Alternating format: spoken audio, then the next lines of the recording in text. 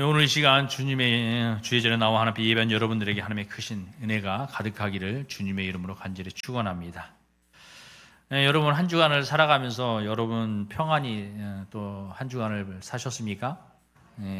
여러분의 삶에 늘 하나님께 함께 하셔서 여러 가지 힘들고 어려운 상황 가운데서도 여러분들이 하나님을 바라볼 때 하나님의 크신 은혜가 여러분 삶에 가득하여서 늘 평강이 역사하시기를 주님의 이름으로 간절히 축원합니다.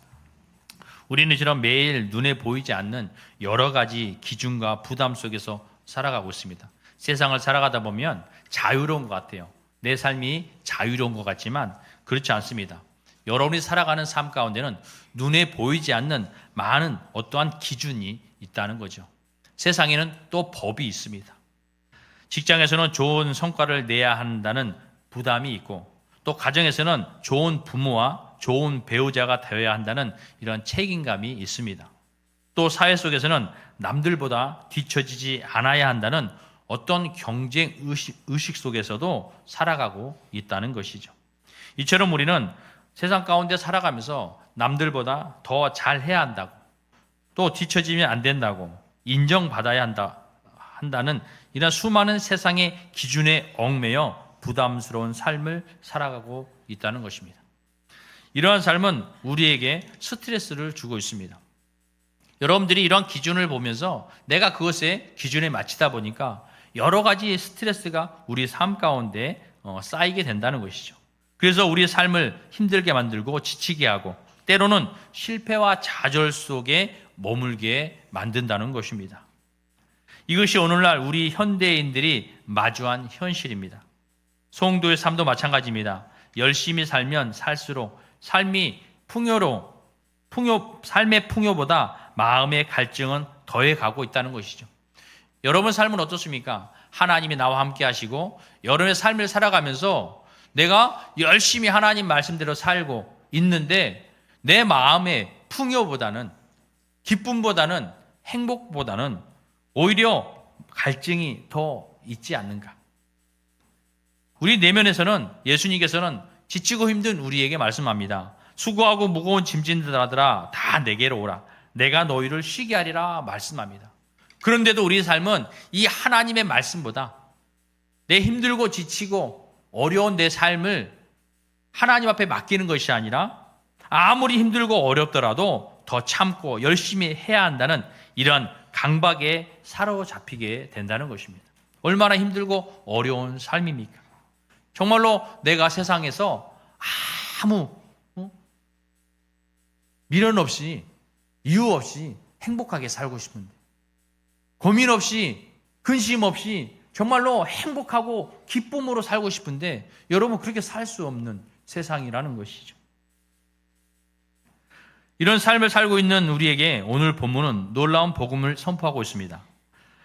그 말씀이 무엇입니까? 예수 그리스도를 믿는 우리는 더 이상 율법 아래에 있지 아니하고 은혜가 아래에 있다는 이 말씀을 우리에게 하고 있는 것입니다.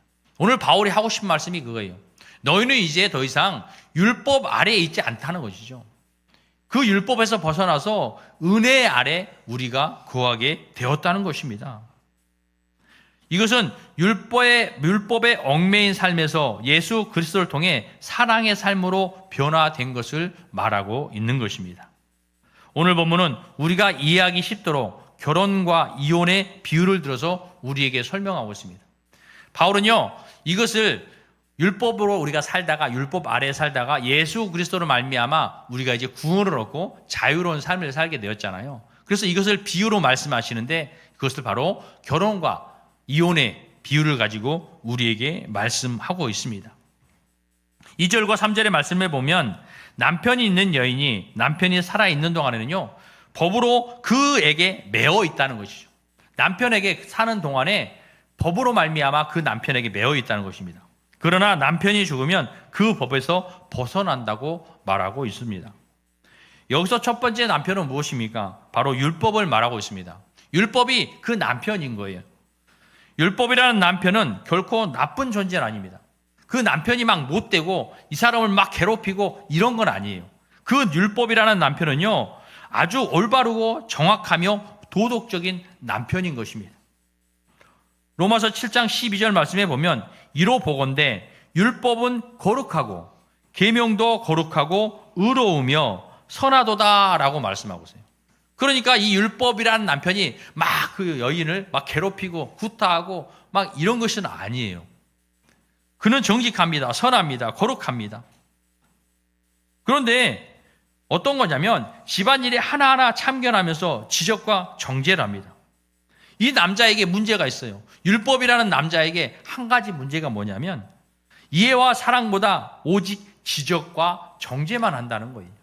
그래서 집안일을 하나하나 보면서 잘못한 것이 있으면 그거에 대하여 지적을 하고 정죄를 하는 것입니다.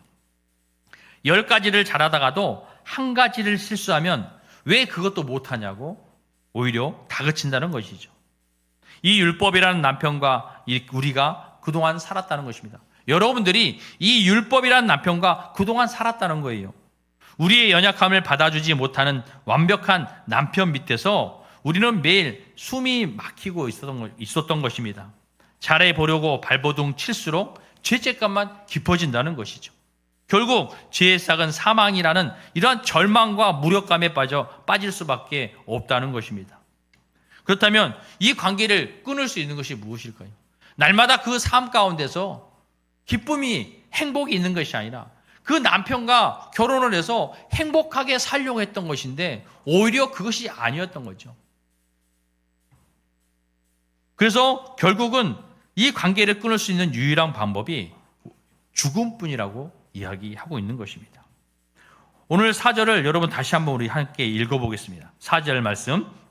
그러므로 내 형제들아 너희도 그리스도의 몸으로 말미암아 율법에 대하여 죽임을 당하였으니 이는 다르니 곧 죽은 자 가운데서 살아나신 이에게 가서 우리가 하나님을 위하여 열매를 맺게 하려 함이라 라고 말씀하고 있습니다. 여기서 그리스도의 몸으로 말미암아 율법에 대하여 죽임을 당하였으니 이 말의 뜻은요, 이것이 의미하는 것은 무엇이냐면 우리는 죄 때문에 율법의 지배를 받으며 정죄당하고 살고 있었다는 거예요. 여러분이 율법이라는 그 남편과 함께 살아가면서 죄 때문에 율법의 지배를 받았다는 것이죠. 그래서 정죄당하는 삶을 살았습니다. 하지만 예수님이 십자가에 우리 대신하여 죽으실 때에 우리도 예수님과 함께 연합하여 죽게 되었다는 것입니다. 결국은 나의 옛날 자아가 죽었기 때문에 나를 얽매이던 율법이라는 옛 남편과의 계약 관계도 완전히 끝났기 때문에 자유롭게 될 수 있었다는 것이죠. 또 다른 이 곧 죽은 자 가운데서 살아나신 이에게 가서 이제는 어떻게 합니까? 이제 죽었습니다. 그 율법이 죽었기 때문에 이제 다른 이 곧 죽은 자 가운데서 살아나신 이에게 가라는 거죠. 가라는 거예요. 이것을 무엇을 의미하냐면 이제 합법적으로 자유의 몸이 되었으니 이제 새로운 남편인 부활하신 예수 그리스도와 결혼하게 되었다라는 이런 뜻인 거죠. 율법과 살던 우리가 이제는 예수 그리스도로 말미암아 복음에 거하게 되었던 것입니다. 또 우리가 하나님을 위하여 열매를 맺게 하려 함이라 라고 말씀하고 있습니다. 이것의 의미는 옛 남편인 율법 밑에 있을 때는 무서움과 억지, 의무로 이 생활을 했어요. 결혼 생활을. 그 결혼 생활을 꿈꿨습니다. 행복하리라고, 기쁨이 있을 것이라고 꿈꿨는데 그것이 아니었던 것이죠. 무서웠어요. 그래서 그 모든 결혼 생활을 억지로, 의무로 다 했다는 것입니다. 결국 그러다 보니까 죄의 열매만 가득 맺었다는 것이죠. 왜냐하면 내가 완벽하지 못하니까 자꾸 죄책감만 있는 거예요. 내가 무엇을 잘못했나?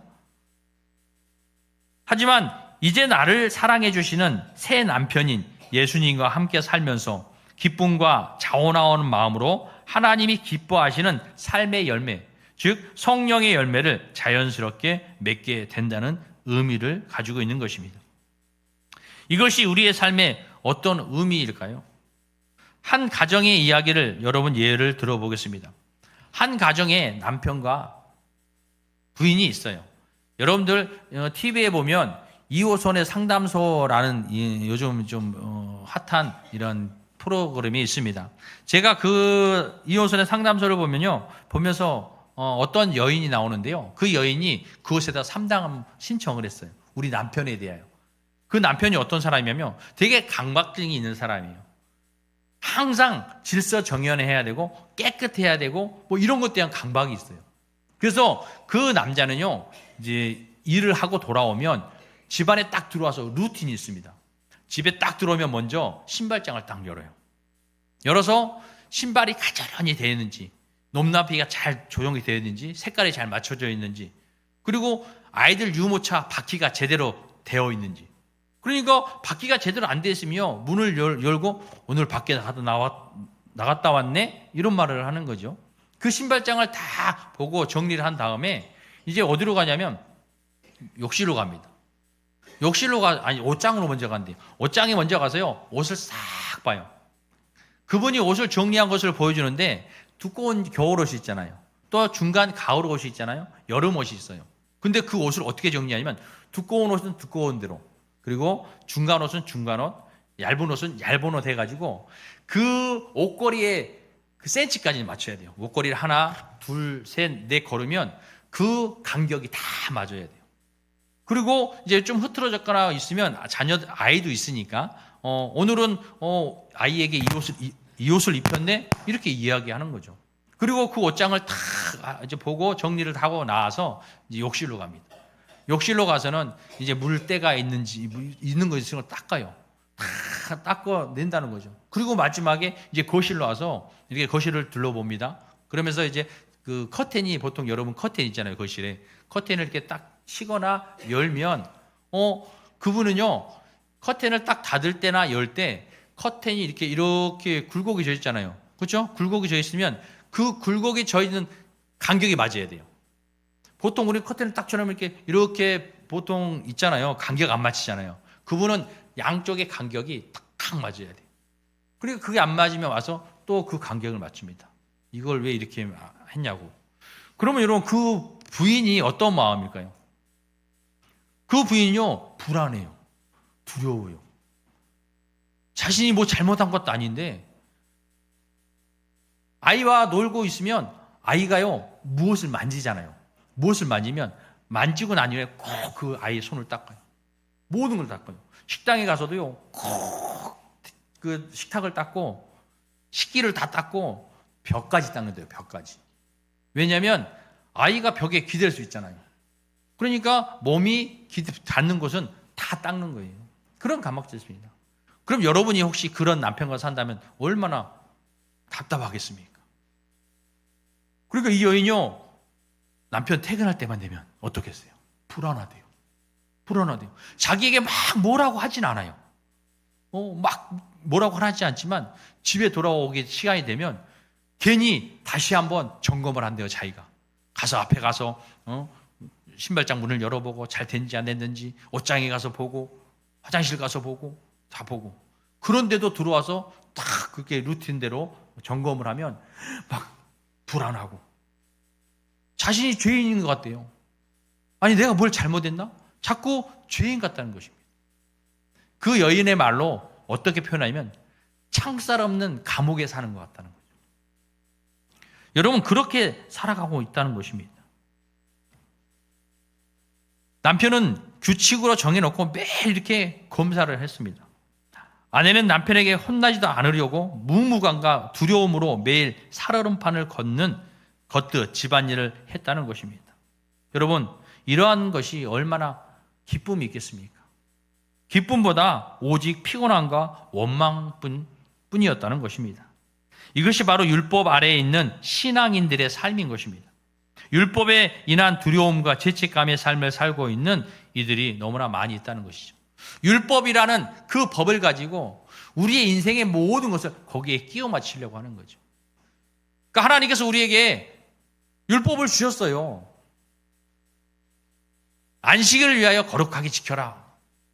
우리에게 안식일은 쉼을 가지면서 하나님 앞에 예배하라고 한 것입니다. 그러면 그것으로 우리가 안식일에 쉬면서 하나님 앞에 예배하고 거룩한 삶을 살려고 살면 돼요. 그런데 그 법을, 안식일에 한 계명의 법을 쪼개서 어떻게 해야 안식인가? 그래서 불을 켜도 이거는 일하는 거다. 못하게 만들고. 그러니까 이스라엘 가면요, 유대인들은 토요일 날 모든 걸 다 해놔요. 왜 안식일이 되면 불도 못 켜요? 가스레인지도 못 켜요? 아무것도 못 해요. 엘리베이터를 타는데 버튼을 누르는 것도 일이라고 해서 안식일에는 엘리베이터가 자동으로 올라갔다 자동으로 내려와요. 문이 열리고 1층에서 문이 열리고 닫히고 2층에서 문이 열리고 닫히고 3층에서 문이 열리고 닫히고 이렇게 계속 내려옵니다. 그 옆에는 이방인의 엘리베이터가 이방인의 엘리베이터는 뭐 누르는데 가기도 가고 하는 거죠. 이처럼 아니 그 율법을 쪼개고 그래서 하루에 몇 킬로를 걸으면 일이에요. 그리고 몇 킬로 안 걸으면 그 안에 들어오면 일은 아닌 거예요. 이거 말이 됩니까? 한 발자국 더 걸었다고 일이고 안 걸었다고 일이 아니고 왜 법을 그렇게 맞춰놓고 사람을 끼워 맞추냐는 거예요. 그 사람이 그 법에 끼워 맞추다 보니까 너무나 힘들고 어려운 거죠. 이 구속이 되어버리는 것입니다. 그런데 이런 여인이 어느 날 갑자기 이 남편이 사고로 세상을 떠났습니다. 시간이 흘러 이 아내는 자신을 조건 없이 아껴주고 사랑해주는 두 번째 남편을 만나 재혼하게 되었다는 것이죠. 이 새 남편은 아내가 음식을 좀 못해도 음식을 하다가 태울 수가 있잖아요. 음식을 못해도 아유 오늘 당신이 좀 피곤했나 보군. 우리 나가서 맛있는 거 사 먹읍시다. 이렇게 위로해 주는 거예요. 또 총세를 잘 못했으면 아유 당신은 오늘 좀 쉬라고 고생이 많았지 내가 좀 할게. 이렇게 그 사람을 인정해 주는 것입니다. 그러니까 이 두 번째 남편은요 아내의 존재 자체를 사랑해 주는 그런 사람이었던 것입니다. 여러분 이 아내가 이제 어떻게 살까요? 그 첫 번째 남편과 살 때는 너무나 죄책감에 불안함에 살았습니다. 그런데 좋은 남편을 만났어요. 그러니까 이제 여인이 아유 이제 자유롭다 모든 걸 팽개치고 자기 마음대로 살까요? 아니에요. 나를 사랑해주는 그 남편에게 더 잘할 거예요. 그렇죠? 이 남편이 퇴근할 때가 되면 기쁨과 사랑의 마음을 담아서 찌개를 끓이고 밥을 하고 청소를 하고 정리정돈을 하고 기쁨으로 할 거예요. 이렇게 삶이 변화되어졌다는 것입니다. 과거 첫 번째 남편 밑에서도 집안일을 했습니다. 또 새 남편 밑에서도 집안일을 했습니다. 겉모습은 똑같아 보이지만 그 본질은 완전히 달라졌다는 것이죠. 오히려 새 남편이 전 남편에게는 혼나지 않으려고 억지로 한 의무였다면 새 남편에게는 사랑에서 우러나오는 기쁨이었다는 것입니다. 이것을 비유로 우리에게 이야기한 거예요. 그러면서 이것이 바로 복음의 능력이라는 것입니다. 율법 아래에 갇혀있던 우리가 두려움과 죄책감으로 기쁨으로 하나님 앞에 영광 올려드리며 예배하는 자가 된 것이 아니라 늘 죄책감으로 여러분들이 세상에서 죄를 좀 지을 수도 있어요. 그런데 교회에 오면서 내가 그냥 죄책감으로 말미암아 하나님 앞에 나오는 것이 죄인처럼 나오면 안 된다는 것이죠. 주일날 못 나오고 수요일날 못 나오고 새벽에 못 나왔다고 목사님 얼굴 보기가 미안해서 죄인처럼 이렇게 들어오는 이런 모습은 율법 아래에 갇혀있는 우리의 모습이라는 거예요. 그러나 복음은 무엇입니까? 하나님이 날 사랑하셔서 내 연약한 내가 죄인이지만 나를 사랑해 주셔서 나를 용서해 주시고 회복시켜 주시는 분이라는. 그래서 내가 세상에 나아가서 비록 부족하지만 죄인이지만 주의 전에 나와 하나님의 은혜에 감사해서 이곳에서 하나님 앞에 회개하며 하나님을 찬양하고 하나님 앞에 영광 올려드리는 이런 기쁨의 신앙생활을 해야 된다는 거죠. 이것이 복음인 거예요. 하나님 우리를 죄인 되었을 때에 사랑해 주신 것다는 거예요. 사랑하는 성도 여러분, 우리는 이제 율법이라는 첫 번째 남편에서 벗어나 죽은 자 가운데서 살아나신 이 곧 예수 그리스도라는 최고의 남편과 새롭게 결혼한 상태인 것입니다. 우리가 신앙생활을 하는 이유, 주일에 교회에 와서 예배드리고 봉사하는 이유가 무엇입니까? 혹시 여러분들은 오늘 교회 안 가면 벌 받을까 봐 나오십니까? 헌금 안 하면 복 못 받을까 봐 헌금하고 있습니까? 이러한 두려움 때문에 여러분 신앙생활하고 있습니까? 이것은 여전히 죽은 첫 번째 남편의 노예, 즉 율법 아래 사는 것입니다. 하나님을 섬기는 삶은 이제 두려움의 노예로서의 섬김이 아닌 것입니다. 로마서 8장 15절 말씀에 너희는 다시 무서워하는 종의 영을 받지 아니하고 양자의 영을 받았으므로 우리가 아빠 아버지라고 부르짖느니라 라고 말씀하고 있습니다. 이 말씀처럼 하나님의 자녀가 되어 사랑과 감사함으로 섬기는 것이 된다는 것이죠. 그전에는 우리가 죄책감으로 의무적으로 섬겼다면 여러분들이 주의 전에 나와서 하나님을 예배하는 것이 기쁨이 된다는 거죠. 기쁨과 사랑으로 하나님 앞에 예배하는 자가 된다는 거죠.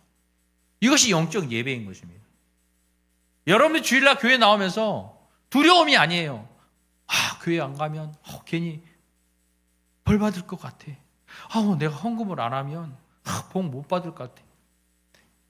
이런 생각으로 나오는 것이 아니라 나를 구원해 주신 하나님 은혜에 감사하고 나는 죄인이지만 나를 사랑해 주셔서 예수 그리스도를 이 땅에 보내주시고 죄 많은 우리를 대신하여 십자가에 죽으심으로 말미암아 우리를 죄에서 구원해 주신 그 은혜에 감사하니까 여러분이 주일에 나오면서 그 하나님 앞에 감사한 거예요. 그 은혜가 감사한 거예요.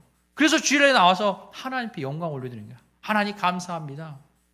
늘 교회에 나오면서 여러분 삶에서도 하루하루에 나를 구원해 주신 그 하나님의 은혜 감사하는 삶을 살아야 되는 것이죠.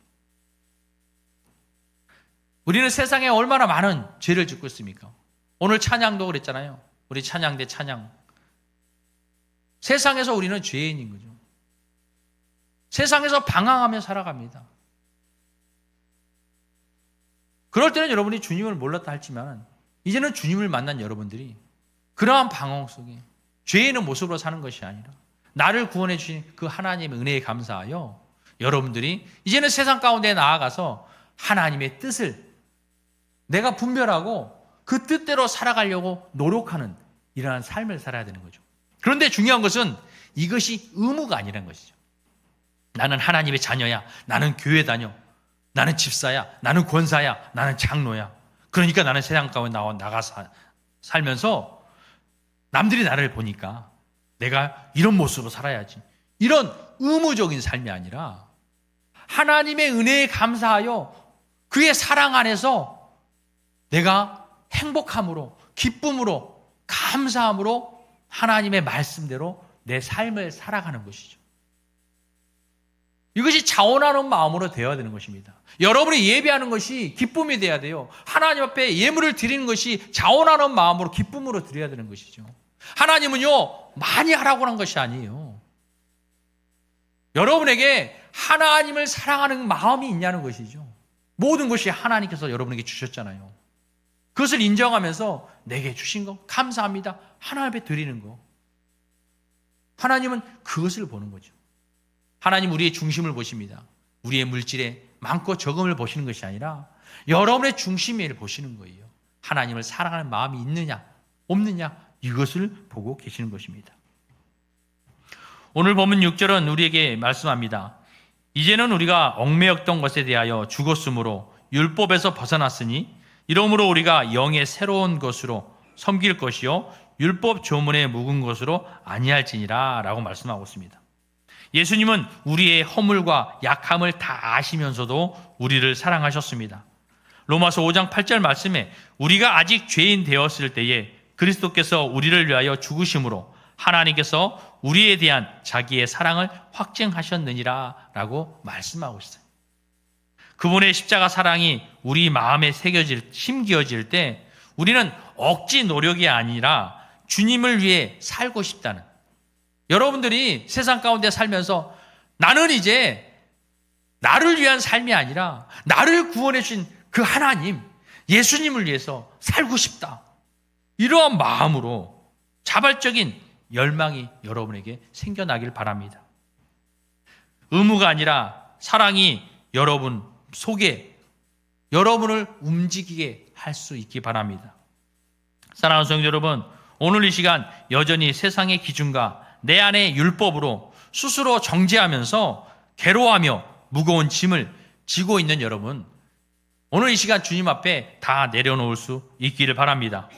두려움과 죄책감의 신앙생활이 아니라 하나님의 은혜와 감사가 넘쳐 기쁨으로 하나님께 영광 올려드리는 복된 신앙생활을 하시길 바랍니다.